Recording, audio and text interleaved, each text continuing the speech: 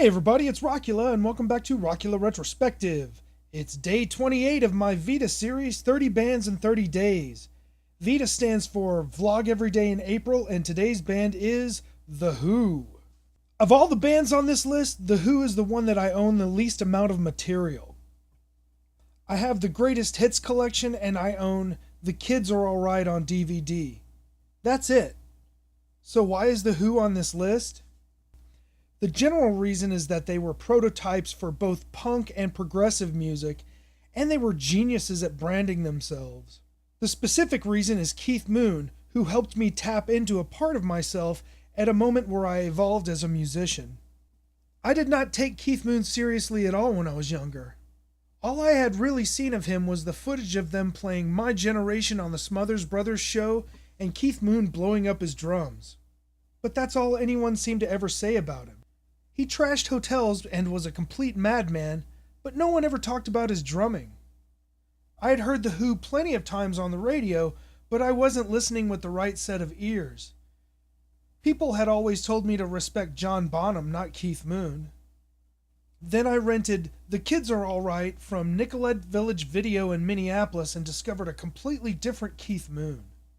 The footage that I had seen on the Smothers Brothers show was synced up to tape, and he was acting like he barely even played the drums.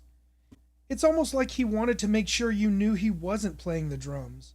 Little did I know he was doing just that, and he absolutely hated to pretend to play along with backing tracks.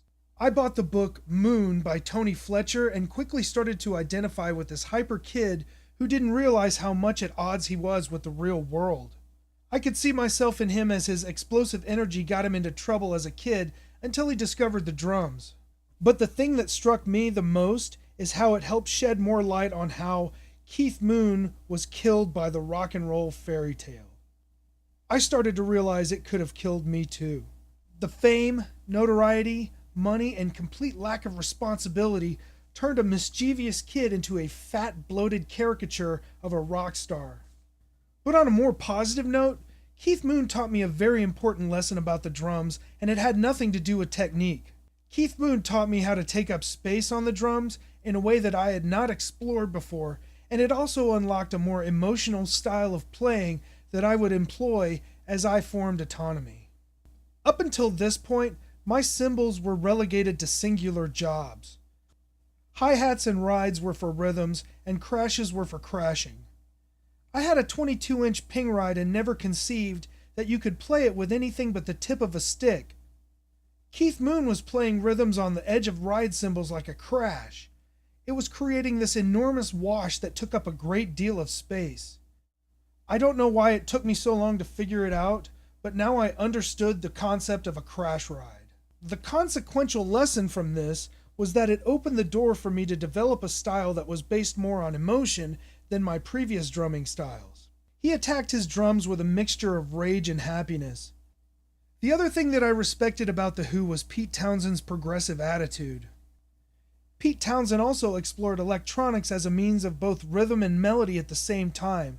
The intro to Baba O'Reilly always caught my attention when I heard it on the radio, and the fat, wompy sounding synth of Who Are You is pretty much a classic rock example of an electronic sequence dictating the pace of the song. I found it hilarious that they couldn't keep the headphones on Keith Moon's head, so they had to duct tape them.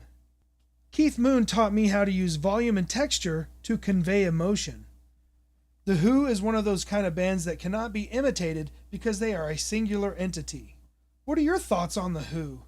Please feel free to share in the comments below.